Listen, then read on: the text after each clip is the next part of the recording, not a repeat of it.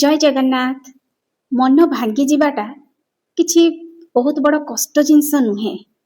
କାହିଁକି ନା ଯେତେବେଳେ ଆମର ମନ ଭାଙ୍ଗିଯାଏ, ଆମେ ମନ କଷ୍ଟ କରୁ, କିଛି ଗୋଟେ ଜୀବନରେ ଗୋଟେ ବହୁତ ବଡ଼ ପ୍ରୋବ୍ଲେମ ଆସେ, ଆଉ ଏକଦମ ଆମେ ଦୁଃଖୀ ହେଇଯାଉ, ବହୁତ ଜୋରରେ ଭାଙ୍ଗି ପଡୁ।